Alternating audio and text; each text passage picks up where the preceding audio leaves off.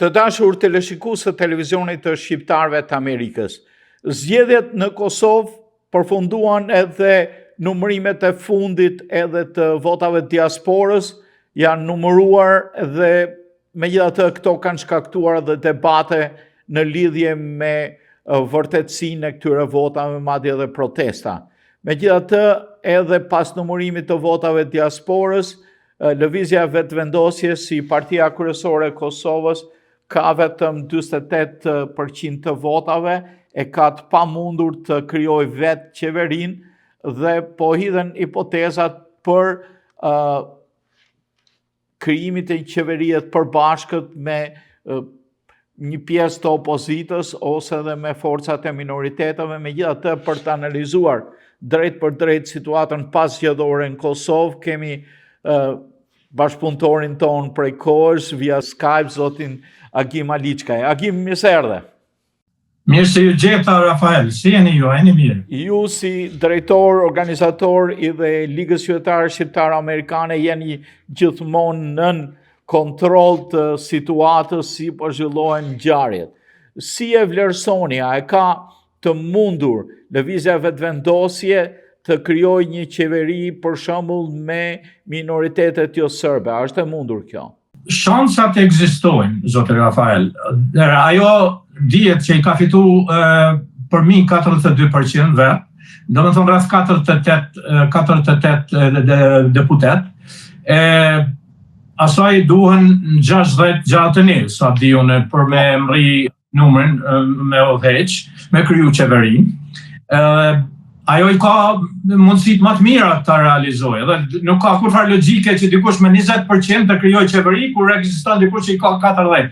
Se vetëvendosja vetëm ka më shumë vota dhe më shumë deputet se sa bashkë PDK-ja dhe LDK-ja. Prandaj logjika është që asaj të mundsohet, edhe këto partitë opozitare duhet të jenë të gatshme të hyjnë koalicion me Vetëvendosjen si partia më e madhe, sepse çfarë do qeverie që krijohet, është tash pyetje stabiliteti i asaj qeverie. A do të bëhet një qeveri që pas ndoshta 5-6 muajve, një viti s'ka më shumë me funksionu, apo do të krijohet një qeveri që ta vazhdojë një mandat 4 vjeçar sikur që ishte qeveria e Kurtit. Prandaj, unë mendoj se vijat kuqe nuk do të duhet kishte, zoti Rafael. Në mes partive pozitës dhe opozitës. Vetmja vije kuqe, unë e jap mendimin tim, është me listën serbe. Arsyeja shumë është e thjeshtë.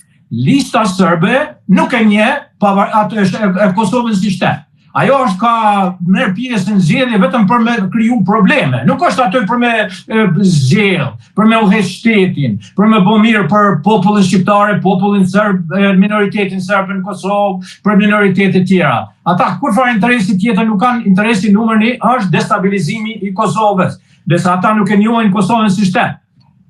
Pse të hyjet në koalicion? Pse të hyjet koalicion me ta?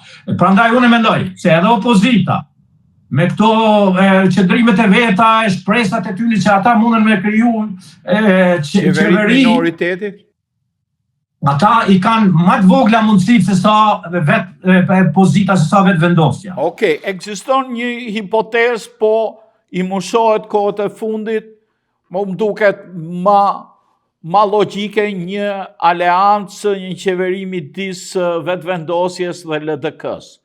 A është e mundur kjo? Qoftë edhe me ndërhyrjen e presidentes. Partia më e madhe, Vetëvendosja, në koalicion me partinë Guxo edhe Alternativën, ata i kanë fituar votat shumicë, ata duhet t'i ofrojnë mundësinë edhe LDK-s, po ndoshta edhe PDK-s, unë nuk kam ndonjë problem as me AK-n, që të krijohet një koalicion për të krijuar një qeveri të fortë, një qeveri e cila mundet me pru vendime, e cila mundet me funksionu si duhet. Me funksionu, ta forcoj shtetin, ta forcoj demokracinë, të ecet përpara edhe mos ketë problemet mbrëmshme të përditshme njëri me tjetrin. Tashti, mundësia për krijimin e koalicionit me LDK, unë mendoj se është reale, edhe do të ishte normalisht që unë mendoj se do të ishte gabim shumë i madh nga partitë opozitore të bëjnë vijat kuqe me Vetëvendosjen. Për arsye se çka do si të formojnë ata nuk besoj që kanë me mund me formu pa listën serbe. Pra nëse ata mendojnë se do të krijonin një qeveri me listën serbe me udhëheq Kosovën, do ta harrojnë për arsye se do të ketë aq shumë probleme, cilat ata nuk do të jenë gatshëm me përballu. Një problem tjetër është se lista serbe ka me përcaktim në kushtetutën e Kosovës 10 vende. 10 vende të tjera janë për minoritetet e tjera. Por një deputet, më duket i pakicës bosnjake, ka kaluar me listën serbe. Kështu që janë për 11 me 9. Unë nuk e kam atë informat.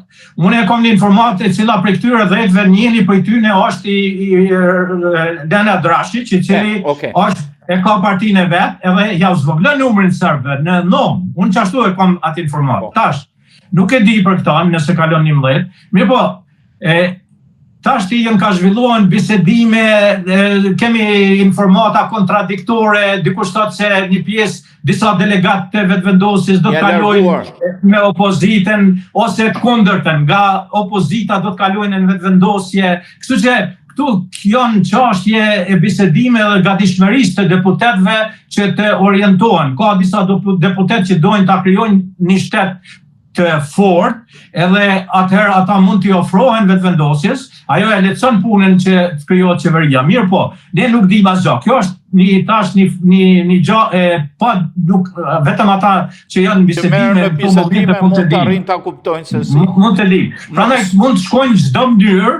Unë megjithatë mendoj që nëse një qeveri krijohet nga partia që ka fituar 48 vende, do të jetë qeveri stabile e cila ka shans ata të kryejnë mandatin. Mirë po, çdo gjë është e mundur brenda kushtetutës, ka mundësi që edhe partitë e vogla të krijojnë qeveri, por përveç asaj qeverisë ka më qenë.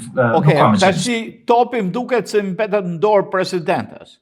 Sipas kushtetutës Kosovës, duhen neni 66, duhet 60 ditë që të zgjidhet parlamenti, kryesia e parlamentit dhe kryetari i parlamentit njëherë, pa të caktohet qeveria. Si duken, apo ende ka paqartësi në këtë mes? Po, paqartësi ka. Tash këto krimi po mendoj zgjedhja e kryetarit parlamentit dhe ato mund të kalojnë ma lehtë. Mirë po, kur të vjen puna të zgjedhja të propozimi për qeveri, kur duhet t'i kesh numrat e caktuar, atëherë mundësia e parë normalisht që jepet partisë më së madhe, ajo sa di unë ka 2 javë. Mas 2 javësh nëse s'arrin. Mas 2 javë i vazhdohet me një kandidat tjetër për kryeministër, prapë edhe 10 ditë. Mas aty në 10 ditëve atëherë nëse ajo nuk ja arrin qëllimit që ta krijojë, atëherë jo ofrohet partisë dytë me numër, edhe ato atëherë kanë drejt të bisedojnë. Unë mendoj se ka mu arrit kjo e para. Besoj shumë fort që do të arrihet kjo e para dhe kjo do të ishte zgjedhja më fatlume për Kosovën. Si e shpjegoni faktin që po akuzohet LDK-ja që ka bërë shkelje apo hile në votimin e diasporës? Numrat të cilët kanë ardhur në këtë votimin me post janë ndryshëm edhe janë kontradiktor shumë krahasim me numrat tjerë, me trendin tjerë të votimit, a kupton? Domethënë kanë ndryshuar aq shumë sa që ekziston dyshimi që ato vota janë manipuluar në mënyrë ose në tjetrën. Unë lexova që ka diçka fakte edhe që është bërë diçka ashtu në një manipulim. Mirë po, për ata dhe nuk janë certifikuar zgjedhjet sa di unë ende, për arsye se ende ka ankesa, ende ka shërtuar këto mundësitë.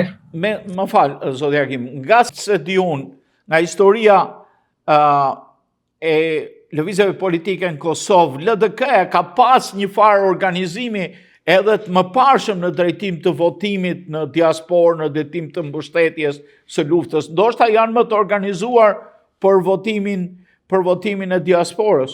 Dëgjoj, unë s'mund me thonë asgjë, për arsye se nuk kam fakte konkrete për manipulim votash, mirë po në bazë të informatave që marrim.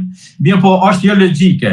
Nëse në një përfaqësi votohet, edhe LDK-ja fiton për zonë 10% ose 7%, ndërsa me vota me post i fiton 60% për shembull. Nuk ka logjik. Në të njëjtën zonë. Në të njëjtën zonë. Diçka është tash, ti mundesh me thonë, ndoshta këto te konsullatave janë të falsifikume, mirë po aty kanë qenë persona prezent 2-3 të gjitha partive, s'ka që është mundën më falsifiku. Mundësit që këto me post janë manipulu, janë mundësi të manipulimit kanë qenë më të mëdha se sa të manipulohen në përfaqësi, në për konsullata.